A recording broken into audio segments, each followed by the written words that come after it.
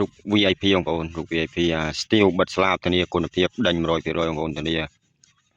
ហ្នឹងហើយតម្លៃសមរម្យហ្នឹងហើយធានាដេញ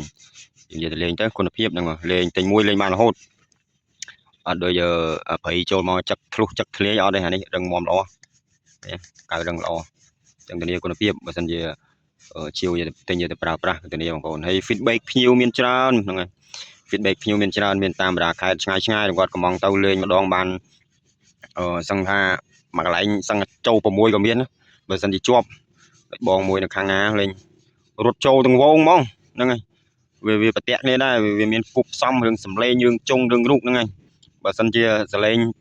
ទាញរូបវាមិនឲ្យរូបវាមិនណយផលក៏វាមិនអាចដែរហ្នឹងហើយកុំសំគុំគ្នាហ្នឹងហើយតែបើរូបនេះវិញធានាបើដើរមកប្រកាសជាចូលហើយអរគុណច្រើនបងប្អូន